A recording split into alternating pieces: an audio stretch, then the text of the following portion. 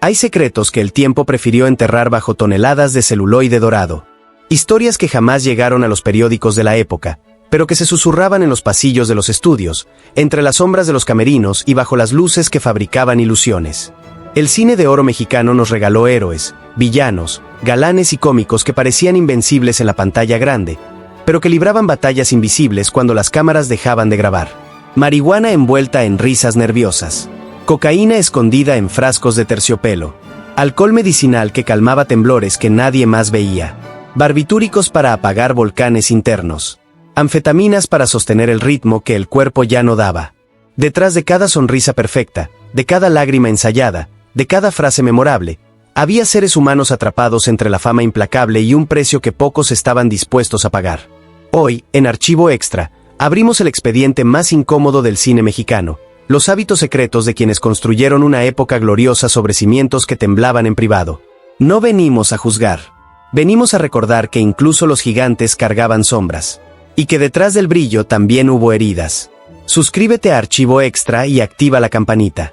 Porque aquí revelamos lo que el tiempo intentó borrar, y estas historias merecen ser contadas con respeto, con verdad y sin olvido.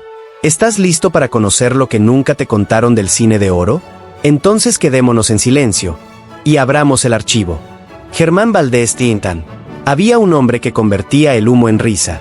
Un pachuco de sonrisa torcida que bailaba entre dos mundos, el de la pantalla, donde todo era música y desenfado, y el de los camerinos, donde el cannabis era su ritual secreto, su llave hacia un estado mental que nadie más comprendía. Germán Valdés, conocido como Tintán, no ocultaba su amor por la marihuana. No con vergüenza, sin culpa.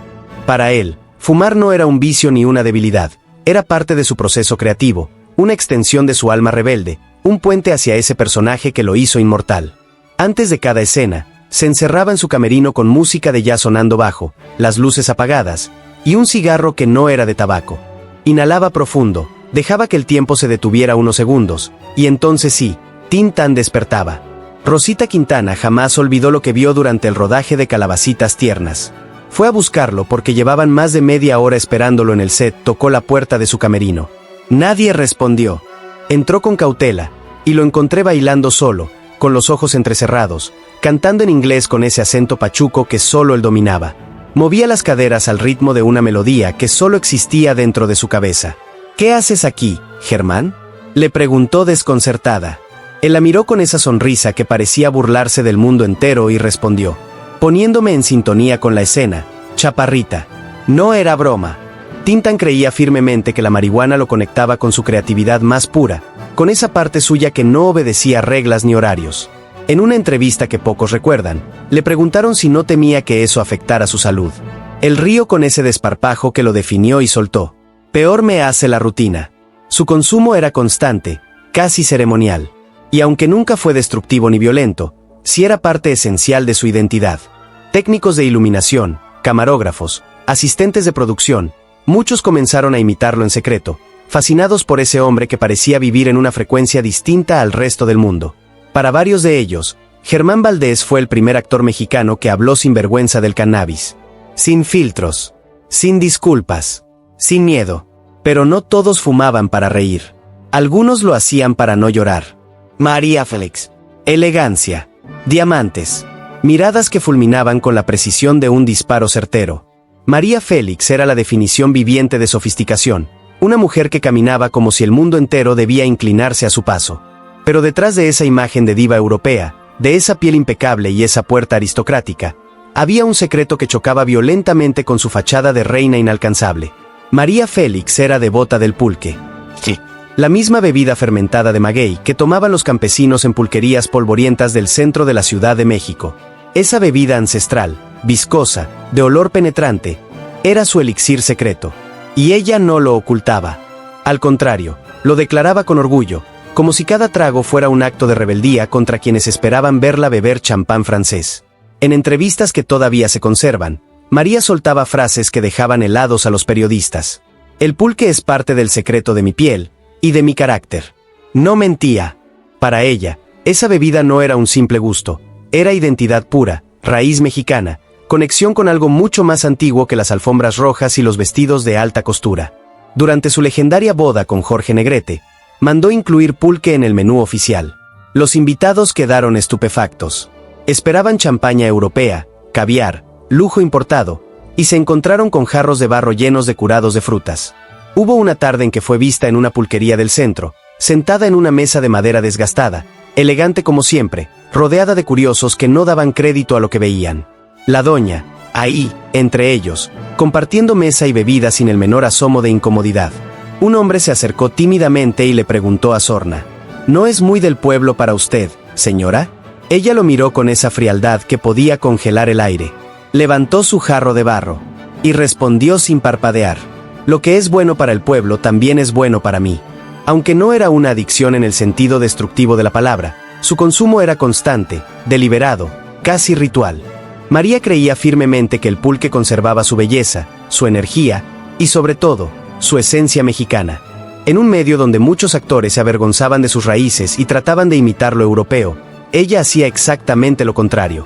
Bebía pulque como quien levanta una bandera, como quien dice: «Yo soy esto, y no me disculpo por nada». Pero no todos tenían esa fortaleza para mostrarse. Algunos escondían sus hábitos en frascos de metal, en cajas de terciopelo, en silencios que pesaban más que las palabras. Pedro Armendáriz. Había hombres en el cine de oro que parecían tallados en piedra. Hombres de presencia imponente, mirada firme, voz grave como trueno lejano. Pedro Armendáriz era uno de ellos. En pantalla encarnaba fuerza, autoridad, masculinidad inquebrantable. Pero detrás de ese corazón de acero, había un hombre profundamente frágil, atormentado por una ansiedad que lo devoraba en silencio. Y para calmar ese volcán interno, Pedro recurría a la cocaína. No era un secreto para quienes trabajaban cerca de él. Era un secreto a voces, de esos que todos conocen pero nadie menciona. Durante el rodaje de La Perla, esa obra maestra dirigida por Emilio "el Indio" Fernández, varios técnicos comenzaron a notar un patrón inquietante. Pedro desaparecía con frecuencia. Siempre con prisa. Siempre con la misma expresión tensa en el rostro. Se encerraba en su camerino con un pequeño frasco que guardaba como si fuera un talismán maldito. Y cuando regresaba, ya no era el mismo hombre. Su energía se disparaba de manera antinatural. Hablaba sin parar, gesticulaba con intensidad, daba indicaciones de que nadie le había pedido. Sus ojos brillaban con un fuego extraño, artificial. Pero ese estallido duraba poco. Al cabo de una hora, caía en un estado sombrío, distante, casi ausente, como si una sombra lo jalara hacia adentro y no pudiera resistirse. Emilio Fernández, que lo conocía bien y lo quería como hermano, decidió enfrentarlo una tarde. Lo detuvo antes de entrar al camerino, lo miró directo a los ojos y le dijo sin rodeos: «Pedro, no necesitas esa porquería para ser grande. Ya lo eres». Armendáriz se quedó quieto unos segundos. Luego esbozó una sonrisa ladeada, cargada de tristeza y resignación. Y respondió con una voz que parecía venir desde un pozo oscuro: «No lo hago para ser grande, indio. Lo hago para no venirme abajo». Esa respuesta lo decía todo. Pedro no consumía cocaína por placer ni por vanidad. La consumía por supervivencia emocional. Para sostener el peso de una imagen que él mismo había construido y que ahora lo aplastaba. Para aguantar las exigencias de una industria que no perdonaba debilidades. Para no quebrarse frente a todos. Su círculo más cercano sabía que cargaba esa dependencia como quien cargaba una cadena invisible. Nadie se atrevía a mencionarlo abiertamente. Era más fácil mirar hacia otro lado, fingir que todo estaba bien, que Pedro era invencible, aunque todos supieran que por dentro se estaba desmoronando. Frente a la cámara seguía siendo profesional, impecable, monumental. Pero fuera de ella, en los pasillos solitarios de los estudios, en las madrugadas interminables de filmación, Pedro Armendáriz era un hombre roto tratando de no caer en pedazos. Y no era el único. Había otros que también fumaban para no pensar. Para apaciguar pensamientos que no podían controlar. Joaquín Pardavé. Hay actores que hacen reír al mundo entero mientras por dentro cargan tormentas que nadie ve. Joaquín Pardavé era precisamente eso. Un maestro de la comedia. Un hombre de timín perfecto, de gestos calculados al milímetro, y de pensamientos que no lo dejaban dormir en paz. Detrás de sus personajes cómicos, detrás de esa imagen carismática que lo convirtió en uno de los favoritos del público mexicano, Joaquín esconde una dependencia silenciosa que pocos imaginaban. Fumaba marihuana casi todos los días. No por rebeldía, no por moda, sino porque, según él mismo confesaba en privado, era la única manera de apaciguar esos pensamientos que le gritaban dentro de la cabeza y que no podía controlar. Durante la filmación de El paisano Jalil, varios técnicos comenzaron a notar algo extraño. Joaquín desaparecía cada 2 o 3 escenas. Caminaba hacia su automóvil con expresión tensa, se encerraba ahí dentro unos minutos, y regresaba completamente transformado. Los ojos rojos, la sonrisa más amplia, los movimientos más sueltos, casi líquidos, como si algo invisible le hubiera quitado un peso de encima. Su amigo Carlos Orellana, en una entrevista privada que jamás se emitió, confesó años después. Joaquín decía que el personaje no salía si no lo dejaban relajarse tantito. Ya sabíamos lo que eso significaba. Y es que Pardavé no era un adicto en el sentido tradicional de la palabra. No consumiría por placer desenfrenado ni por autodestrucción. Pero sí había desarrollado una dependencia emocional profunda hacia la marihuana. La necesaria para soportar las presiones del trabajo, los horarios extenuantes que desangraban su salud, el perfeccionismo obsesivo que él mismo se imponía sin piedad. Cada calada era un suspiro de alivio. Cada inhalación, una tregua momentánea contra la ansiedad que lo perseguía como sombra fiel. Y aunque nunca lo admitió públicamente, en los pasillos de los estudios su apodo era conocido por todos: el paisano volado. Era curioso, irónico incluso, que en el México conservador de los años 40, donde todo debía ser apariencia y moral impecable, nadie se imaginara al gran Joaquín Pardavé relacionado con las drogas. Pero quienes trabajaban a su lado lo sabían. Lo veían. Lo entendían en silencio. Porque Joaquín no hacía reír para divertirse a sí mismo. Lo hacía para sobrevivir. Y cuando las luces se apagaban, cuando el público se iba y quedaba solo frente al espejo de su camerino, necesitaba algo que lo ayudara a no quebrarse. Pero no todos fumaban para calmar la mente. Algunos inhalaban polvo blanco para sostener una imagen que ya no podía cargar. Ramón Gay. Elegancia. Puerta distinguida. Mirada de galán serio que conquistaba corazones sin necesidad de sonreír demasiado. Ramón Gay era la imagen del caballero perfecto, ese hombre que parecía tenerlo todo bajo control, su carrera, su presencia, su destino. Pero debajo de esa fachada impecable, se esconde una adicción que lo consumía lentamente, línea tras línea. La cocaína se convirtió en su muleta permanente. Su dependencia comenzó durante una etapa de transición brutal en su carrera. Ramón había sido galán romántico, protagonista de dramas elegantes donde solo debía lucir bien y susurrar parlamentos con voz aterciopelada. Pero cuando empezó a trabajar en películas de terror y ciencia ficción, todo cambió. Los rodajes eran atenuantes. El maquillaje pesaba toneladas. Las luces quemaban la piel. Los vestuarios se asfixiaban. Y los llamados se prolongaban hasta la madrugada. Fue durante el rodaje del Vampiro cuando todo empeoró. Pedro debía permanecer por horas bajo capas de maquillaje grotesco, sudando bajo reflectores que parecían hornos encendidos. El cansancio era demoledor. Y fue ahí, en ese ambiente de agotamiento extremo, donde un productor le ofreció algo para aguantar el ritmo. Una línea de cocaína. La primera de muchas.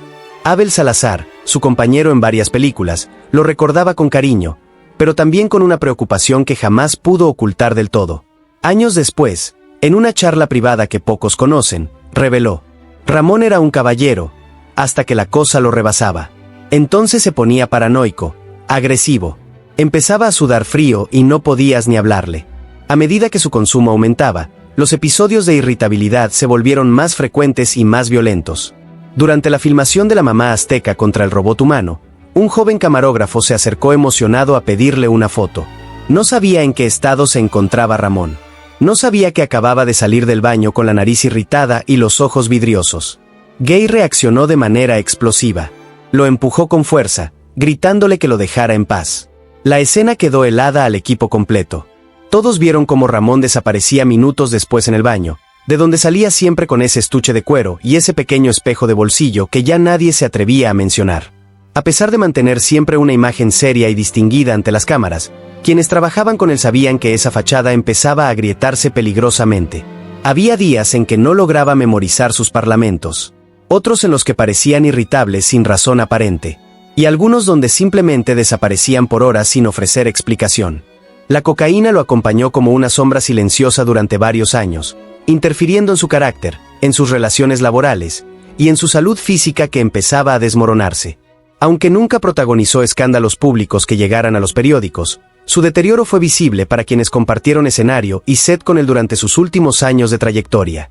Ramón Gay era un caballero roto, y nadie pudo salvarlo de sí mismo.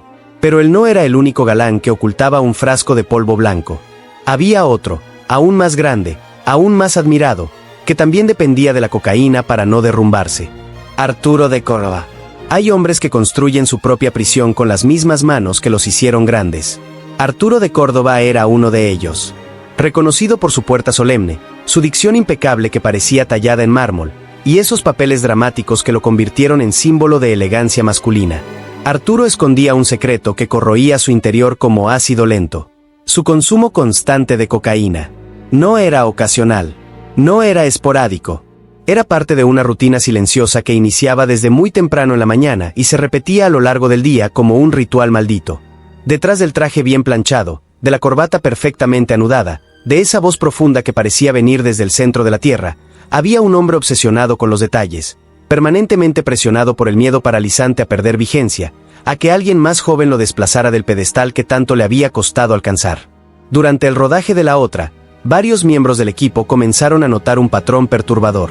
Arturo desaparecía en intervalos breves, siempre con la misma expresión inquieta, las manos temblorosas, una energía que rozaba lo agresivo.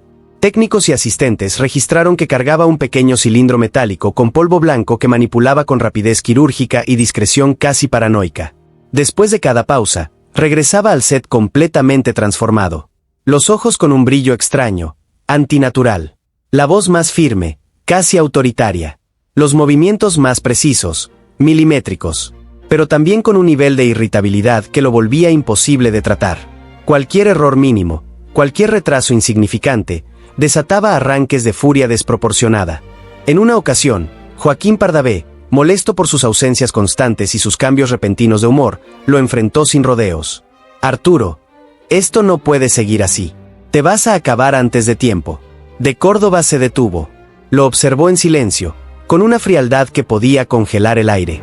Se encogió de hombros, y respondió con una voz vacía, desprovista de cualquier emoción. Ya lo sé. Nunca negó nada. Pero tampoco se justificaba, porque en el fondo, él sabía exactamente lo que estaba haciendo. Sabía que se estaba destruyendo lentamente, pero no podía parar. La cocaína no era un placer, era su forma de sobrevivir a la imagen que él mismo había construido y de la que ya no podía escapar. Muchos de sus compañeros sospechaban que su adicción estaba vinculada a una lucha más profunda, más visceral, el miedo constante a no ser suficiente, a que alguien más joven, más fresco, más moderno, le arrebatara su lugar entre los grandes galanes de la época.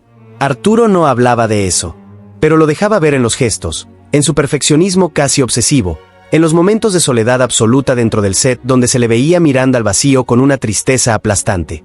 Aunque jamás admitió públicamente su problema, su círculo más cercano lo sabía. La cocaína no era una excusa ni un pasatiempo.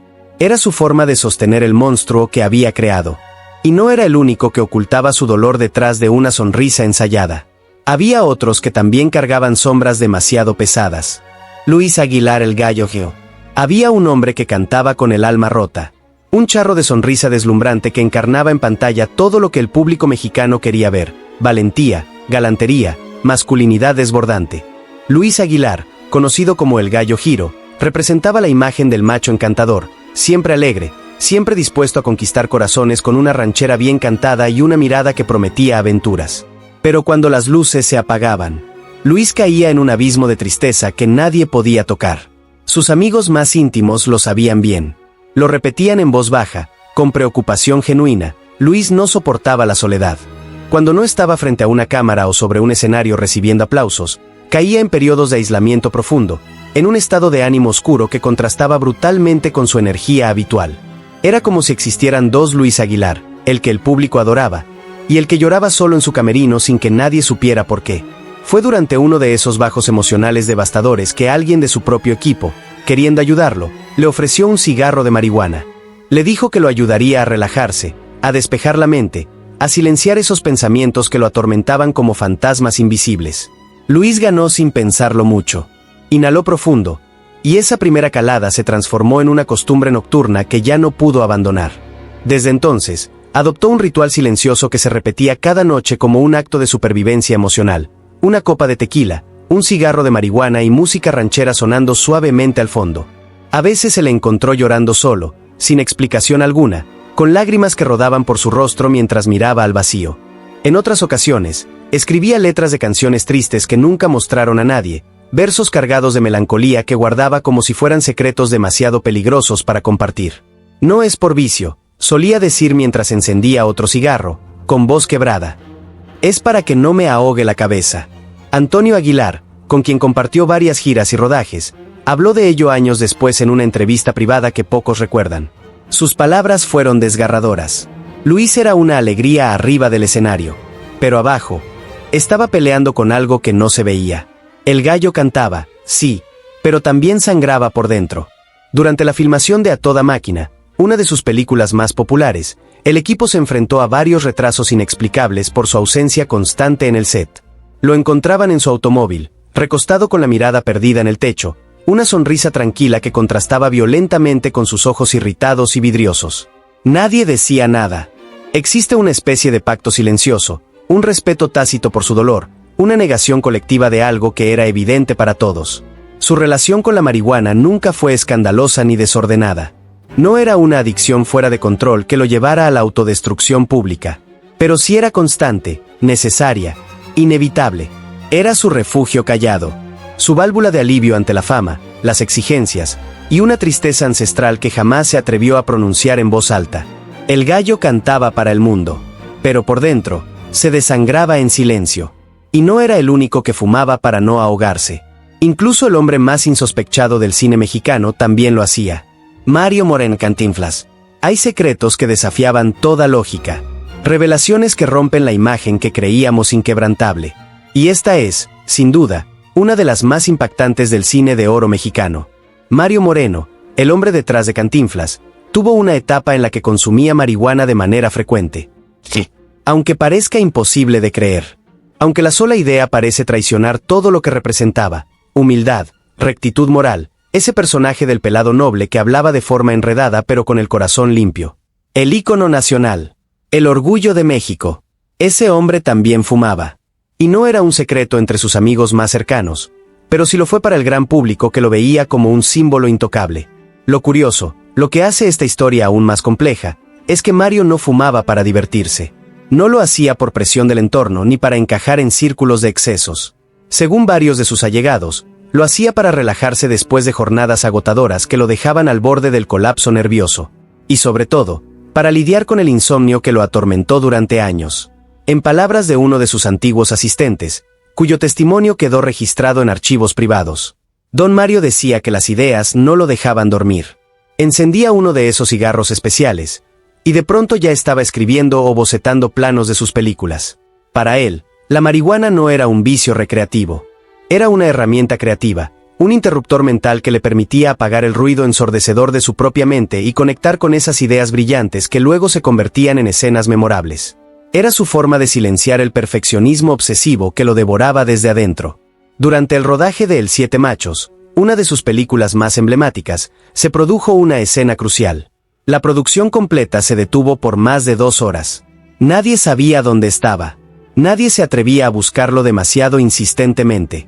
Cuando finalmente regresó, su actitud era tranquila, incluso más cálida de lo habitual, con esa mirada serena que solo apareció después de... El camarógrafo principal comentó al oído de otro técnico, en voz tan baja que apenas se escuchaba. Ya se echó su churro. Ahora sí va a salir con todo. Y así fue. La escena quedó perfecta. Como siempre. Su consumo nunca fue escandaloso. Nunca fue autodestructivo. Nunca llegó a los periódicos ni generó rumores en la prensa amarillista. Pero sí fue constante en ciertos periodos de su vida, especialmente durante las etapas de mayor presión creativa y producción cinematográfica. Mario Moreno sabía perfectamente lo que hacía. Lo controlaba, pero también lo necesitaba. Y eso, en el fondo, era lo más inquietante.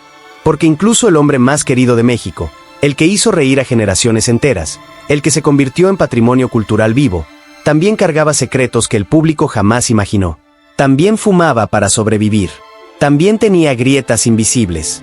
Y no era el único actor dramático que ocultaba hábitos prohibidos. Había otros cuya sombra era aún más oscura. David Silva.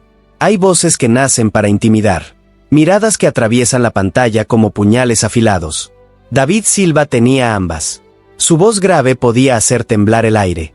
Su presencia magnética dominaba cualquier escenario sin necesidad de esfuerzo. Era el actor que todos respetaban, el que encarnaba autoridad y fuerza bruta con una naturalidad apabullante. Pero detrás de esa corazón inquebrantable, David Silva arrastraba una adicción a la cocaína que fue transformando su carácter poco a poco, línea tras línea, hasta convertirlo en alguien irreconocible. Se cuenta que comenzó a consumir como un método para lidiar con la presión asfixiante que implicaban los papeles protagónicos. Aunque en pantalla parecía seguro, firme, en total dominio de cada escena, detrás de las cámaras había un hombre profundamente inseguro, con un miedo constante a no estar a la altura de las expectativas, a decepcionar al público que esperaba siempre lo mejor de él. La droga, al principio, fue solo un auxilio ocasional para mantenerse despierto y rendir en las largas e intensas jornadas de rodaje que desangraban su energía. Pero poco a poco, como arena que se escurre entre los dedos, se convirtió en un hábito imposible de detener. Durante la filmación de La Cucaracha, varios técnicos notaron que David entraba con frecuencia y con urgencia casi desesperada a su camerino. Siempre con una pequeña caja metálica en la mano, siempre con esa expresión tensa que anticipaba lo que vendría después. Al salir, tenía una mirada distinta. Los ojos cristalinos, vidriosos. El rostro rígido como una máscara de yeso.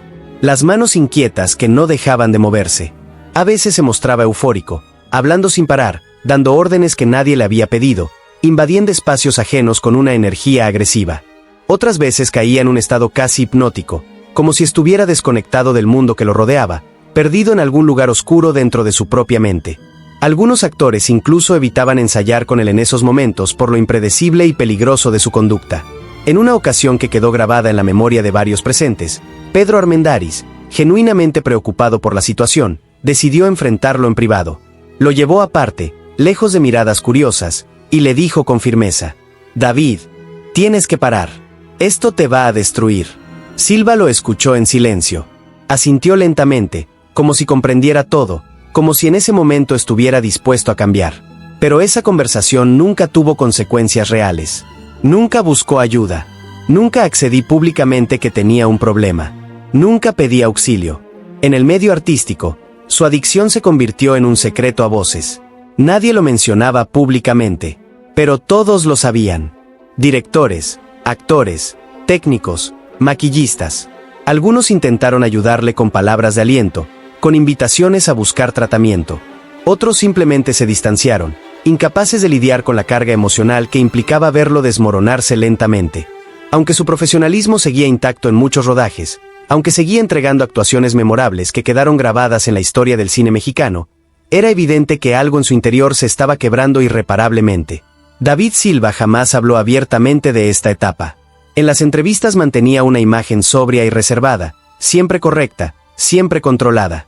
Pero para quienes lo conocieron de cerca, para quienes trabajaron a su lado en esas madrugadas interminables, su lucha con la cocaína marcó un capítulo duro, silencioso y doloroso que acompañó su carrera en sus años más intensos. Y no era el único que ocultaba un frasco de polvo blanco. Había otros actores versátiles que también dependían de sustancias para sobrevivir al ritmo infernal. Armando Silvestre. Versatilidad. Esa palabra define a los pocos actores que podrían interpretar desde charros románticos hasta villanos despiadados sin perder un ápice de credibilidad. Armando Silvestre era uno de esos camaleones del cine de oro. Podía hacerte reír, llorar, temer, todo en la misma película. Su capacidad de transformación era legendaria. Pero esa misma versatilidad, ese compromiso feroz con cada personaje, tenía un costo invisible que pocos conocían. Su consumo frecuente de marihuana.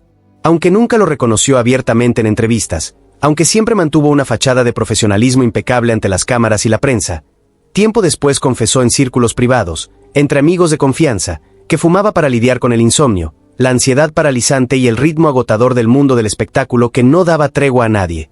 Silvestre era un actor comprometido hasta la médula con su trabajo. Pero también era dolorosamente consciente del desgaste emocional que implicaban las giras interminables, los rodajes que se prolongaban hasta la madrugada, y la presión constante por mantenerse vigente en una industria que devoraba y escupía talentos con la misma facilidad. La marihuana, según él mismo admitía en confianza con voz cansada, era su válvula de escape, un remedio silencioso para tranquilizar la mente y poder dormir unas cuantas horas antes de volver al ruedo. Durante la filmación de La Valentina, varios miembros del elenco empezaron a notar ciertos comportamientos inusuales que no podían pasar desapercibidos. Armando tenía lapsos de distracción profunda, miradas perdidas que se quedaban fijas en la nada, y una serenidad extraña, casi antinatural, incluso en momentos de mayor tensión en el set. Muchos lo atribuían al cansancio acumulado de tantos proyectos simultáneos. Pero quienes eran más cercanos, quienes compartían camerino con él, sabían la verdad. Se apartaba con frecuencia hacia los jardines del estudio, donde fumaba en silencio bajo la sombra de los árboles, tratando de no llamar la atención, buscando esos minutos de paz que solo el humo le proporcionaba. En una ocasión, José Elías Moreno, compañero de reparto que lo apreciaba genuinamente, decidió hablar con él de manera directa.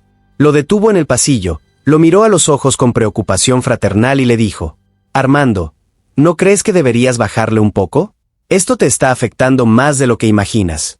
Silvestre, sin alterarse, sin molestarse por la intromisión, respondió solo con una sonrisa serena, cansada, resignada: «No es para siempre. Solo es para aguantar el trajín». Lo cierto es que su consumo nunca provocó escándalos públicos. Nunca generó titulares en los periódicos sensacionalistas.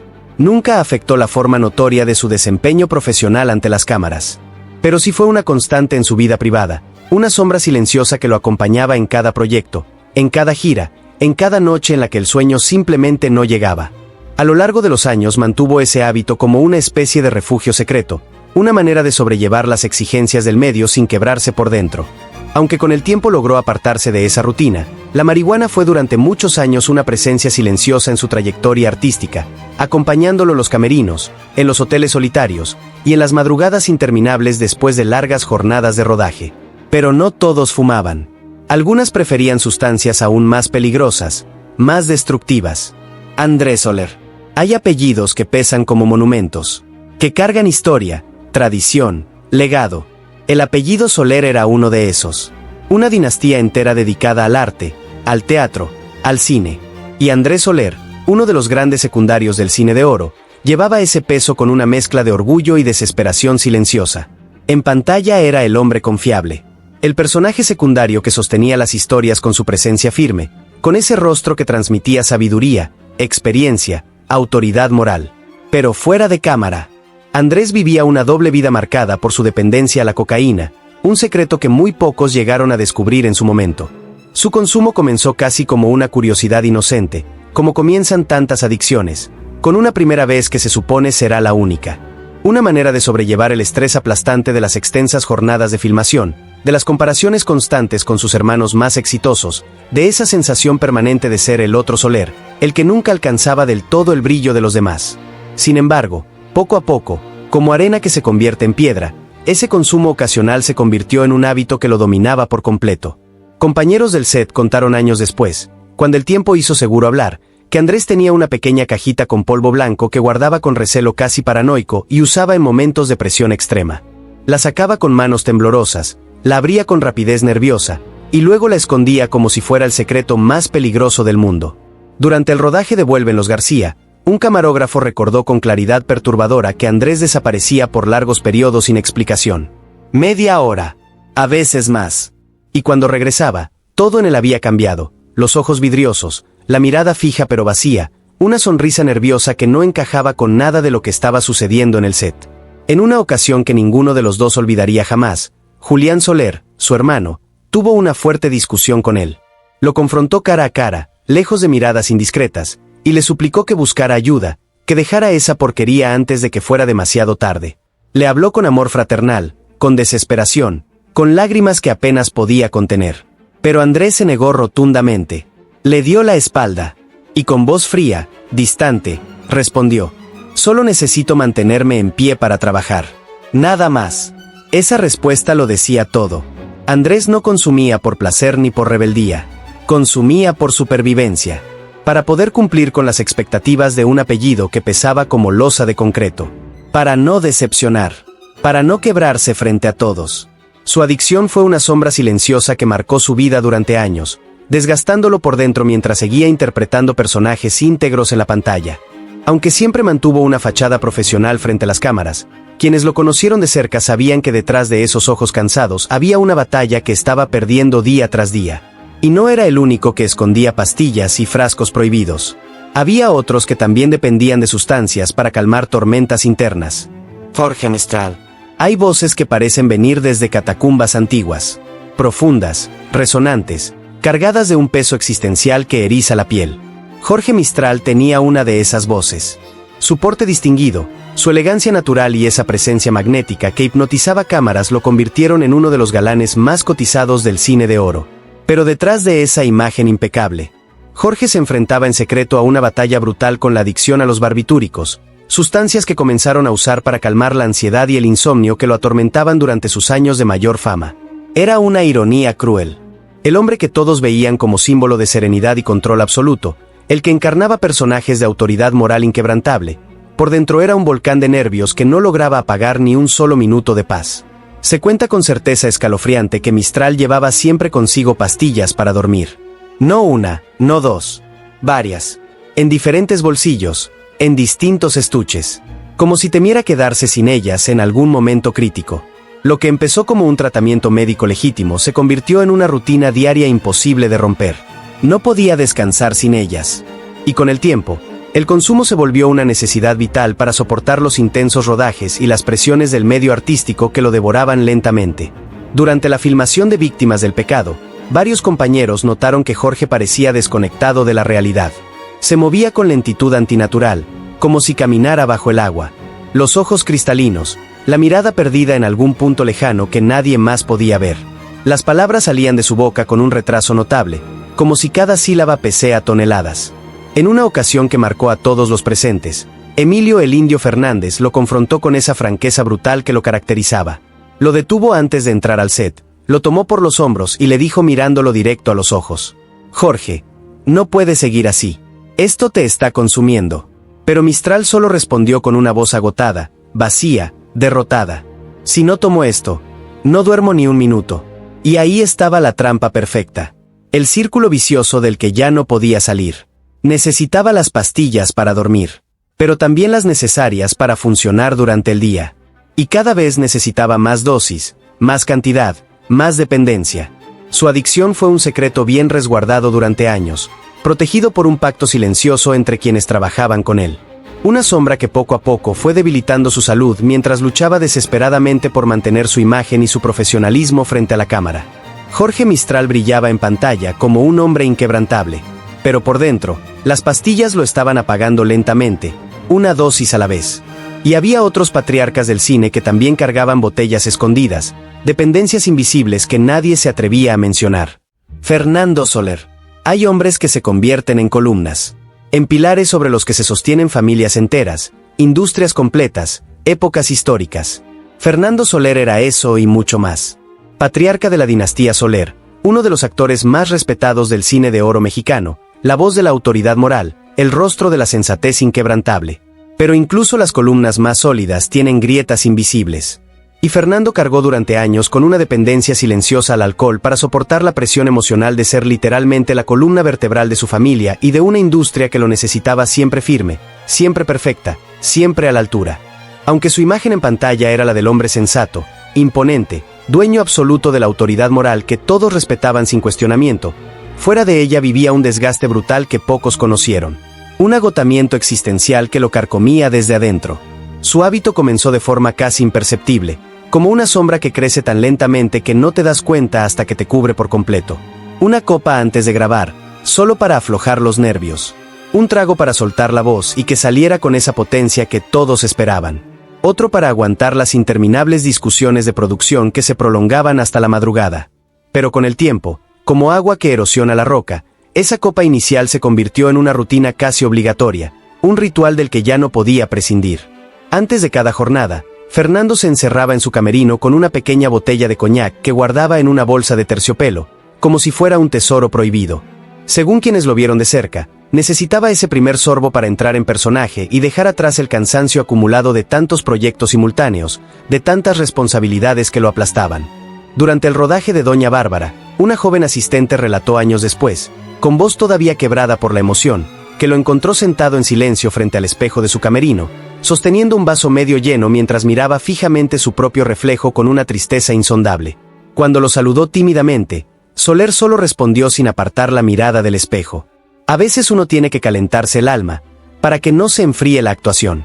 Sus compañeros lo respetaban tanto, lo admiraban con tal devoción, que casi nadie se atrevía a mencionarlo. Pero varios notaban los cambios repentinos que lo traicionaban, momentos de intensidad desbordada que rayaban en lo agresivo, irritabilidad inesperada por detalles mínimos, o un cansancio profundo que apenas podía disfrazarse detrás de su actuación impecable. En una ocasión que quedó grabada en la memoria familiar, Domingo Soler, su hermano, lo enfrentó con preocupación genuina. Le dijo sin rodeos, con voz firme pero cargada de amor: Fernando, esto te está rebasando.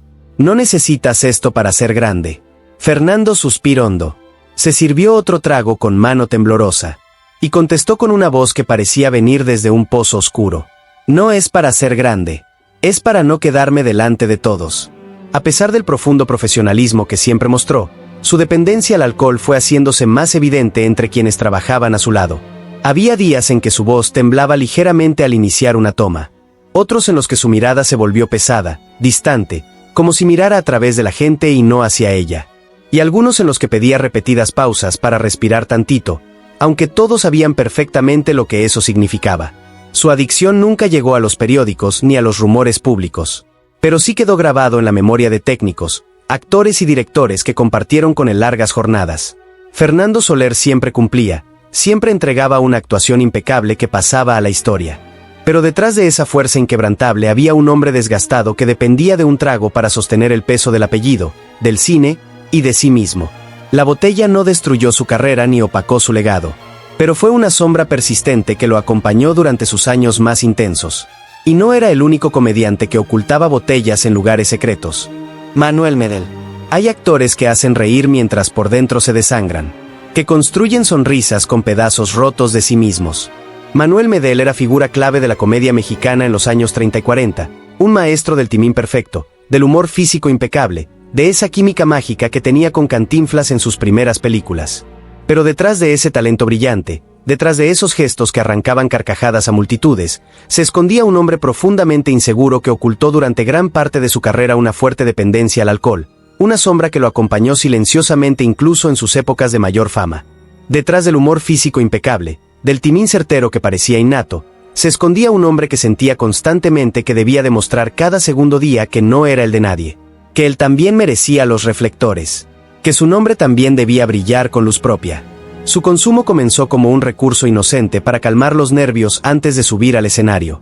Medel solía repetirse a sí mismo, como un mantra desesperado, que solo necesitaba un traguito para aflojar el cuerpo y la lengua. Pero ese trago inicial se fue convirtiendo en varios, luego en una rutina, y finalmente en un refugio del que no sabía o no podía escapar. Durante el rodaje de Así es mi tierra, algunos técnicos comenzaron a notar señales inquietantes. Manuel llegaba al set con los ojos hinchados, ojeras profundas que el maquillaje apenas lograba disimular, y un olor tenue a aguardiente que flotaba a su alrededor como fantasma invisible. No afectaba todavía su trabajo de forma evidente, pero sí su estado de ánimo. Había mañanas en las que estallaba con irritabilidad desproporcionada, y otras en las que permanecía cabizbajo, callado, casi ausente, como si algo invisible le hubiera robado el alma.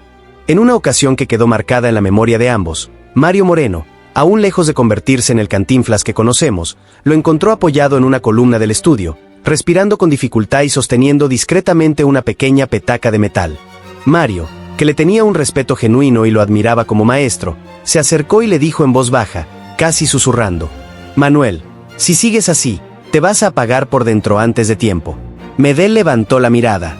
Sonrió con esa tristeza que solo tienen quienes ya han perdido demasiado. Y respondió: el público quiere risa, mano. No importa cómo la consiga uno. A pesar de su profesionalismo inquebrantable, su relación con la bebida comenzó a afectar ciertos momentos clave de su carrera. Durante la filmación de La vida bohemia, un director de fotografía relató años después de que Manuel desapareció por casi una hora antes de una escena importante. Cuando regresó, estaba más animada, demasiado animada. Hablaba rápido, reía fuerte sin razón aparente, y sus manos temblaban ligeramente cada vez que trataba de acomodar su vestuario. Lo más preocupante, lo que realmente rompía el corazón de quienes lo conocían, era que su consumo no tenía que ver con fiestas ni decadencias escandalosas. Era íntima, silencioso, casi ritual. Tomaba solo en su camerino o en un rincón apartado del set, siempre con la esperanza de apaciguar esa mezcla de miedo y frustración que le generaba la presión del medio. Sentía que debía competir con una nueva generación de cómicos que lo desplazaba poco a poco hacia el olvido. Y cada sorbo era, para él, un alivio momentáneo ante la sensación aplastante de estar quedando atrás. La gente lo veía en pantalla como un comediante brillante, veloz, carismático, capaz de robar cualquier escena. Pero quienes trabajaban cerca sabían que ese brillo empezaba a apagarse peligrosamente. Sus cambios repentinos de humor, su cansancio acumulado, las ausencias inexplicables, eran señales claras de que luchaba contra un enemigo silencioso que lo desgastaba lentamente. Manuel Medel nunca protagonizó escándalos por su adicción. Nunca dio entrevistas contradictorias. Nunca terminé en los periódicos de nota roja. Su dependencia al alcohol era discreta, casi invisible, pero dejó huella profunda en quienes lo acompañaron en los momentos más exigentes de su carrera. Y había otros actores que no tomaban, sino que inhalaban pastillas para mantener un ritmo artificial que el cuerpo ya no daba. Antonio Badú. Hay elegancia que se sostiene con alfileres invisibles. Voces aterciopeladas que esconden temblores. Antonio Badú era el galán cómodo del cine mexicano, conocido por esa voz que parecía acariciar cada palabra antes de pronunciarla, y una mirada que parecía ensayar cada emoción con precisión quirúrgica antes de mostrarla. Pero detrás de esa imagen pulida hasta el último detalle, Antonio arrastraba durante años una dependencia silenciosa, su uso constante de anfetaminas para mantenerse despierto, enérgico y competitivo en una industria que exigía perfección sin descanso. Detrás de la imagen elegante que proyectaba en pantalla había un hombre exhausto hasta los huesos, atrapado entre agendas interminables que se devoraban unas a otras, presiones de productores que no aceptaban un no como respuesta, y su obsesión personal por no caer jamás en escena, por ser siempre impecable, siempre memorable. Su problema comenzó durante una temporada infernal de rodajes consecutivos, cuando pudimos filmar 2 películas al mismo tiempo y simultáneamente cumplir con un contrato de presentaciones musicales nocturnas que lo obligaban a estar en 3 lugares distintos en menos de 24 horas. Un asistente de producción, viendo que Badú llevaba 3 días casi sin dormir, con los ojos enrojecidos y el cuerpo tambaleándose, le ofreció unas pastillas milagrosas para sobrevivir al ritmo infernal. Antonio las aceptó sin hacer preguntas, y desde entonces se volvió parte inseparable de su rutina. Durante el rodaje de Hipócrita, varios técnicos notaron que Badú tenía un nivel de energía extraño, antinatural, casi robótico. Llegaba al set con movimientos rápidos, nerviosos, la mirada inquieta que no se detenía en ningún punto fijo, y una capacidad de concentración que rayaba en lo obsesivo, en lo peligroso. No se equivocaba en una línea, no pedía repeticiones, no mostró cansancio, pero tampoco se detenía. Caminaba de un lado a otro sin rumbo aparente, repasaba diálogos en voz alta una y otra vez, revisaba su vestuario compulsivamente, como si temiera que un instante de calma, un solo segundo de silencio, lo derrumbara por completo. En una ocasión, Víctor Parra lo confrontó en tono fraternal después de verlo temblar ligeramente antes de una escena. Lo tomó del brazo con suavidad y le dijo: «Antonio, bájale un poco. Ese ritmo no lo aguanta nadie. Te vas a reventar». Badú irritante, pero su sonrisa estaba tensa, forzada, rota. «No puedo parar, hermano. Si me detengo, me caigo». Su círculo más cercano sabía que llevaba siempre un pequeño frasco en el interior de su saco, un frasco metálico que abría con discreción casi paranoica cada vez que sentía que el cansancio le ganaba terreno. Después de cada dosis, su actitud cambiaba radicalmente. Hablaba más rápido. Se volvió perfeccionista al extremo. Y a ratos, incluso irritable y agresivo. Pero en un medio tan acostumbrado a maquillarlo todo, a fingir que todo estaba bien, nadie decía nada. Era más fácil culpar al estrés que aceptar la posibilidad de una adicción. Durante La Mujer sin Alma, una maquillista contó años después de que lo encontró en su camerino, sentado en el suelo, respirando acelerado, frotándose el rostro con desesperación como si intentara despertarse a la fuerza. Cuando lo saludó sorprendida, Antonio saltó de inmediato, se acomodó el cabello con rapidez nerviosa y dijo con una cortesía forzada: «Ya casi estoy listo. Solo necesitaba un empujoncito». Las anfetaminas no destruyeron su carrera. No provocaron escándalos públicos. Pero sí dejaron huellas visibles entre quienes lo veían trabajar. Cambios de humor repentinos, noches enteras sin dormir, una intensidad artística que en ocasiones parecía más sufrimiento que pasión.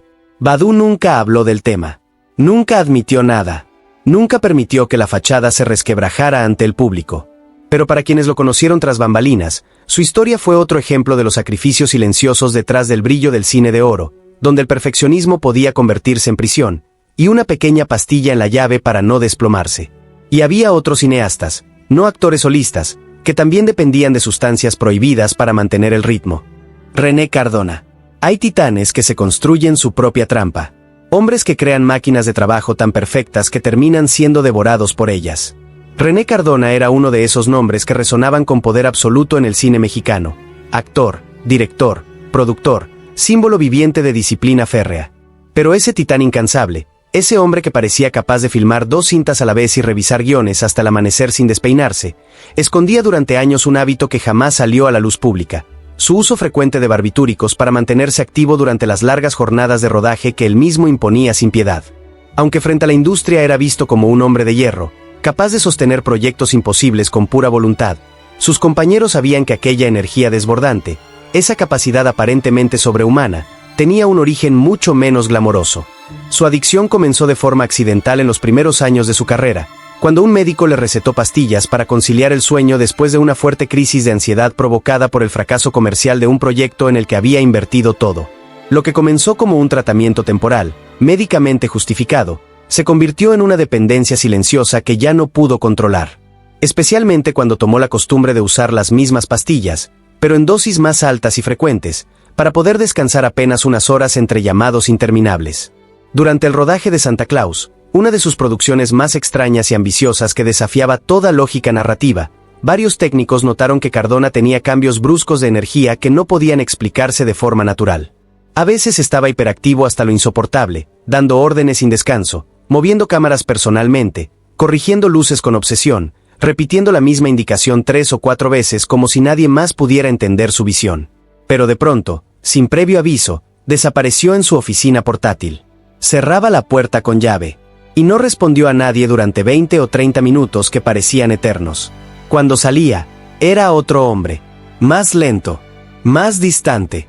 En una ocasión, José Elías Moreno, protagonista de la cinta, lo encontró recargado sobre un escritorio, respirando lentamente con los ojos entrecerrados, mientras sostenía un frasco sin etiqueta. Preocupado genuinamente, le dijo: «René, esto se te está pasando de las manos. No eres una máquina». Cardona apenas levantó la vista. Los párpados pesados. La voz apagada, casi inaudible. «No es para trabajar más. Es para no caerme mientras trabajo». Sus asistentes sabían perfectamente que cargaba un pequeño estuche de cuero con varias pastillas envueltas en papel.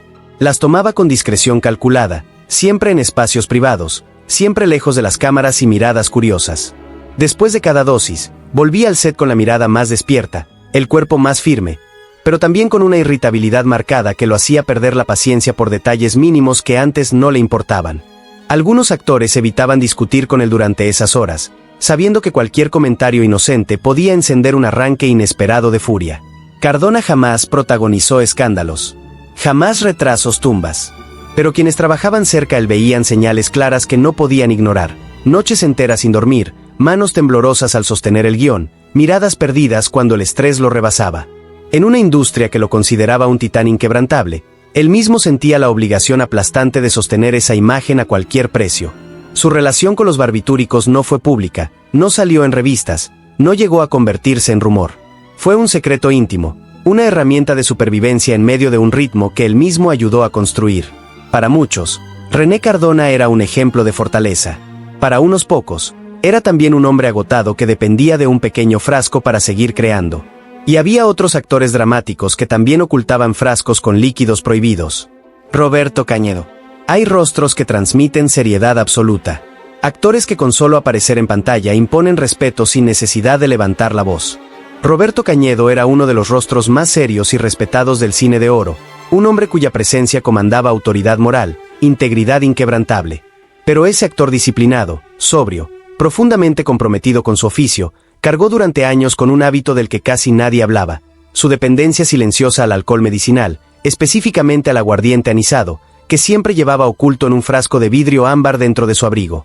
Aunque su imagen pública era la de un profesional impecable, en privado luchaba contra un nerviosismo crónico que solo lograba calmar con unos tragos antes de cada llamada. No eran borracheras evidentes ni escandalosas. Era un consumo medido, casi quirúrgico, pero constante, inevitable, necesario. Su problema comenzó, según contaban algunos compañeros cercanos, después de una serie de papeles intensos en los que interpretaron personajes atormentados que lo marcaron emocionalmente. Para entrar en tono, como él decía, recurría a un pequeño sorbo que con el tiempo se convirtió en una rutina infaltable, un ritual del que ya no podía prescindir. Durante el rodaje de En la palma de tu mano, varios técnicos notaron que Cañedo desaparecía unos minutos antes de escenas emocionalmente complejas. Regresaba con el rostro más relajado, la mirada ligeramente vidriosa, y un temple extraño, una mezcla inquietante entre serenidad y rigidez.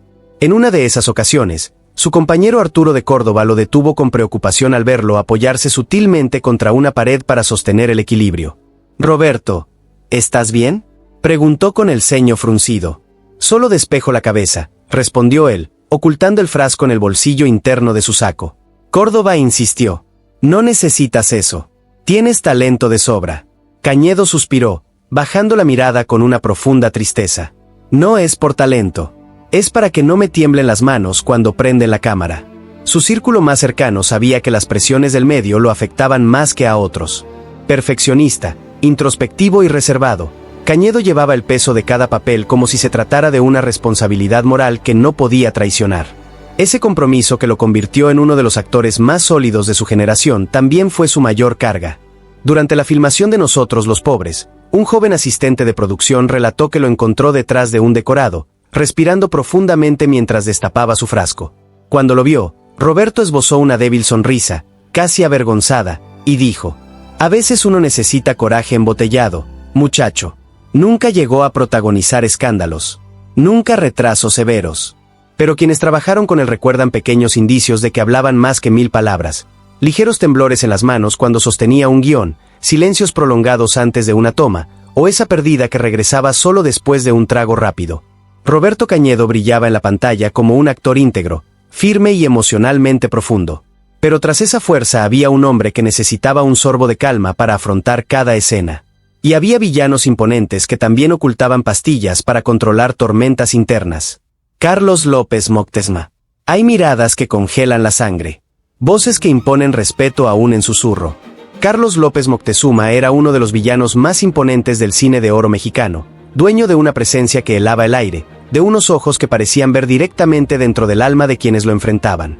Aunque en pantalla parecía un hombre inquebrantable, seguro de sí mismo, casi indestructible, en privado libraba una batalla brutal contra una ansiedad profunda que lo acompañaba desde sus inicios en el teatro. Y para controlar ese volcán interno que amenazaba con estallar en cualquier momento, Carlos dependía del uso constante de tranquilizantes. Su problema comenzó durante una época especialmente dura de su carrera, cuando filmaba hasta 6 películas al año y simultáneamente participaba en radionovelas que lo obligaban a mantener un ritmo extenuante, inhumano. Un médico le recetó unas pastillas para apaciguar los nervios antes de entrar a escena. Y a partir de ahí, López Moctezuma no volvió a sentirse capaz de trabajar sin ellas. Era una rutina silenciosa, casi mecánica, que se repetía como ritual sagrado, una pastilla antes de cada llamado, otra antes de cada escena emocionalmente compleja, y a veces una más al terminar la jornada para poder dormir y desconectar la mente que no paraba de girar. Durante el rodaje de La Rebelión de los Colgados, varios técnicos empezaron a notar ciertas inconsistencias perturbadoras en su comportamiento. Había días en los que llegaba con una serenidad inquietante, antinatural. Hablaba en voz baja, casi inaudible. Se movía lento, como si estuviera sumergido en un sueño espeso. En otros momentos parecía demasiado rígido, con los ojos ligeramente nublados y una tensión extraña en la mandíbula que no desaparecía. Entre tomas, solía retirarse a su camerino por lapsos breves, donde guardaba un frasco pequeño y sin etiqueta dentro de un cajón con llave que protegía celosamente. En una ocasión que ninguno de los dos olvidaría, Pedro Armendáriz lo vio recargado contra una pared, respirando de manera inusualmente pausada, como si cada inhalación le costara un esfuerzo sobrehumano. Preocupado, le preguntó: «Carlos, ¿estás bien? No pareces tú». López Moctezuma enderezó la espalda con esfuerzo visible. Esbozó una sonrisa difícil, forzada, y respondió: «Solo controlo el volcán, Pedro. Si lo dejo suelto, me quema por dentro». Su círculo más cercano sabía que aunque siempre entregaba actuaciones impecables que quedaban grabadas en la memoria colectiva, el precio que pagaba era altísimo. Los tranquilizantes le daban calma, sí, pero también lo convertían en un hombre más reservado, más hermético, a veces distante incluso con quienes lo querían. Había mañanas en las que parecía ausente, como si parte de él se quedara atrapada detrás de esos ojos intensos que lo hicieron famoso. Y en otras ocasiones, la tensión acumulada se asomaba en arranques breves, repentinos, que él controlaba inmediatamente con una pastilla adicional antes de que alguien lo notara. Durante la filmación del Rebozo de Soledad, Una maquillista contó años después de que lo encontró sentado frente al espejo con el frasco en la mano, mirándose fijamente como si buscara reconocerse, como si el reflejo fuera de un extraño. Cuando se dio cuenta de que lo observaban, guardó el frasco con rapidez nervioso y murmuró: «Es solo para que no tiemblen las sombras». Nunca protagonizó escándalos. Nunca retrasos importantes. Pero quienes trabajaban con él sabían que esa dependencia formaba parte silenciosa de su proceso creativo y de su supervivencia emocional. No lo hacía para relajarse por placer, sino para sostener la imagen de fortaleza absoluta que el público le exigía sin piedad. Su lucha no fue ruidosa ni pública. Fue una batalla discreta, íntima, que llevó consigo a cada set, a cada camerino, y a cada personaje que interpretó con maestría. Y había otros actores cómicos que también ocultaban hábitos secretos para sobrevivir al ritmo infernal. 19. Stanislao Zilinski. Hay cómicos que construyen su personaje sobre el caos aparente, que hacen del desorden un arte, de lo absurdo una filosofía. Stanislao Zilinski era famoso por su estilo cómico despreocupado, por ese aire de espontaneidad que parecía no tomarse nada demasiado en serio. El público lo adoraba por esa frescura, por esa capacidad de hacer reír sin esfuerzo aparente. Pero detrás de esa imagen desenfadada, detrás de ese personaje que parecía flotar por la vida sin preocupaciones, Zilinski tenía un lado oculto que muy pocos conocían: su consumo habitual de marihuana, una práctica que utilizaba como escapar ante la presión del éxito, las giras agotadoras y las exigencias de mantenerse siempre en el personaje. Aunque en pantalla parecía tener todo bajo control, como si la vida fuera una broma constante que solo le entendía, en la vida real le costaba trabajo mantener ese ritmo constante de simpatía forzada, de energía artificial que el público esperaba cada vez que lo veían. Se dice que su relación con la marihuana comenzó de manera casual, casi por accidente, en una de esas reuniones de artistas donde todo parecía permitido. Pero pronto se volvió parte de su rutina diaria, un elemento tan necesario como el maquillaje o el vestuario. La usaba para calmar los nervios, combatir el agotamiento mental, y sobre todo para silenciar la ansiedad que lo acompañaba tras bambalinas. Durante las giras teatrales interminables que lo llevaban de ciudad en ciudad sin descanso, varios compañeros del elenco notaron que Zilinski tenía ciertos rituales privados. Se apartaba con frecuencia antes de las funciones, buscaba espacios alejados donde nadie pudiera verlo, y regresaba con los ojos enrojecidos y una sonrisa más relajada, más genuina. Un actor que compartió escenario con él durante meses recordaba: Stanislao decía que si no se relajaba antes de salir, el personaje salía tenso. Y un cómico tenso no hace reír a nadie. La marihuana se convirtió en su herramienta secreta para desconectar de la presión, para bajar la guardia en privado antes de tener que subirla nuevamente frente al público. No era una adicción destructiva en el sentido tradicional. No arruinaba funciones ni causaba retrasos. Pero sí era una dependencia emocional constante, una muleta invisible que necesitaba para seguir siendo el Zilinski que todos esperaban ver. Su consumo nunca llegó a los periódicos. Nunca generó escándalos públicos. Pero entre quienes trabajaban cerca de él, era un secreto a voces, uno de esos temas que todos conocían pero nadie mencionaba abiertamente por respeto o complicidad. Zilinski hacía reír al mundo. Pero para lograrlo, primero necesitaba calmar su propio mundo interior. Y así, uno tras otro, los gigantes del cine de oro cargaban secretos que el tiempo intentó enterrar. Pero cada secreto cuenta una historia. Y cada historia merece ser recordada. El cine de oro mexicano nos regaló héroes inmortales, risas que atravesaron generaciones, lágrimas que todavía duelen décadas después. Nos dio leyendas que parecían talladas en mármol, intocables, eternas. Pero detrás de cada leyenda había un ser humano. Y detrás de cada ser humano, había batallas que nadie vio. Germán Valdés fumaba para conectarse con su creatividad. María Félix bebía pulque como acto de identidad. Pedro Armendáriz inhalaba cocaína para no venirse abajo. Luis Aguilar fumaba marihuana para que no lo ahogara la tristeza. Cantinflas también lo hacía para callar las ideas que no lo dejaban dormir. David Silva, Arturo de Córdoba, Ramón Gay, todos cargaban frascos de polvo blanco para sostener imágenes que los aplastaban. Fernando Soler tomó para no quebrarse delante de todos. Manuel Medel bebía para seguir haciendo reír aunque por dentro se desangrara. Antonio Badú tragaba anfetaminas para no desplomarse. René Cardona consumía barbitúricos para sostener el ritmo que él mismo creó. Roberto Cañedo necesitaba un trago para que no le temblaran las manos.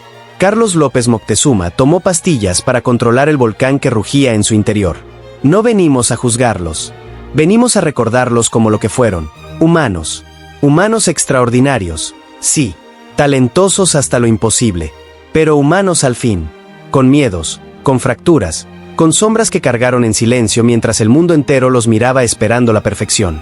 El cine de oro nos enseñó que la grandeza también duele, que el brillo tiene precio, y que detrás de cada sonrisa ensayada, de cada lágrima perfecta, de cada frase memorable, también había heridas que nadie curó. Si esta historia te movió algo en el pecho, si te hizo ver con otros ojos a esos gigantes que creíste invencibles, déjanos un comentario. Cuéntanos qué sentiste, qué te llevaste de este archivo. Y si crees que estas historias merecen ser recordadas con respeto, con verdad, sin olvido, dale como este video. Compártelo.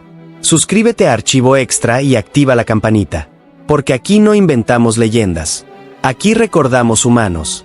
Y cada uno de ellos, con sus luces y sus sombras, construyó una época que jamás volverá. Gracias por quedarte hasta el final.